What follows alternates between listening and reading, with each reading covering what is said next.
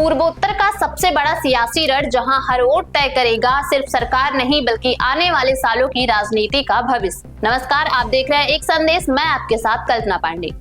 असम विधानसभा चुनाव 2026 अब सिर्फ चुनाव नहीं बल्कि प्रतिष्ठा की लड़ाई बन चुका है।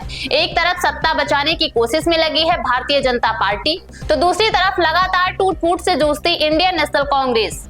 15 मार्च 2026 को इलेक्शन कमीशन ऑफ इंडिया ने चुनाव कार्यक्रम का ऐलान किया, जिसके तहत असम में एक ही चरण में 9 अप्रैल को मतदान और 4 मई को मतगणना होगी। लेकिन ये चुनाव सिर्फ असम तक सीमित नहीं है, बल्कि केरला, तमिलनाडु, वेस्ट बंगाल और पुडुचेरी सहित 5 राज्यों में करीब 17.4 करोड़ मतदाता 824 सीटों पर अपने प्रतिनिधि चुनेंगे, जहां 2.19 लाख पोलिंग बूथ और 25 लाख चुनाव कर्मी लोकतंत्र के इस महापर्व को सफल बनाएंगे। दोस्तों, अगर असम की राजनीति को समझना है तो पीछे देखना होगा, यानी इसके इतिहास पर नजर डालना जरूरी है।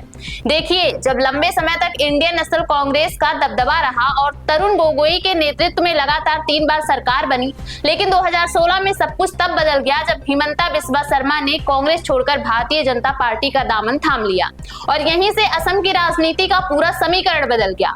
2016 और 2021 दोनों चुनाव में भाजपा के नेतृत्व वाला गठबंधन सत्ता में आया और 2021 में हिमंता बिस्वा शर्मा मुख्यमंत्री बने, जिन्होंने असम आयुष्मान, महिला सशक्तिकरण और इंफ्रास्ट्रक्चर विकास जैसी योजनाओं के जरिए अपनी पकड़ मजबूत की। हालांकि विपक्ष भी पूरी तरह कमजोर नहीं है, जहां इंडियन नेशनल कांग्रेस के साथ all India United democratic front और असम गण परिषद जैसे दल महंगाई, बेरोजगारी और स्थानीय मुद्दों पर सरकार को चुनौती दे रहे हैं।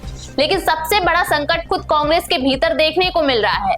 चुनाव से पहले ही प्रद्युत बोरदोलोई, राणा गोस्वामी जैसे कई नेताओं ने पार्टी छोड़ दी, जबकि अंदरूनी नाराजगी की वजह गौरव गोगोई की कार्यशैली को माना जा रहा है।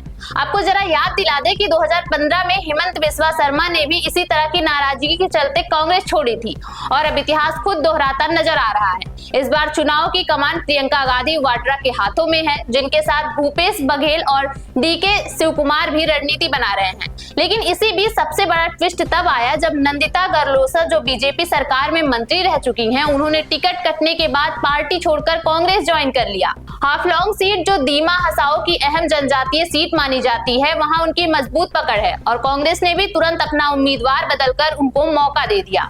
अब ग्राउंड पर 3 चीजें साफ नजर आ रही हैं: भाजपा का मजबूत संगठन, कांग्रेस की अंदरूनी कलह और क्षेत्रीय मुद्दों का बढ़ता असर।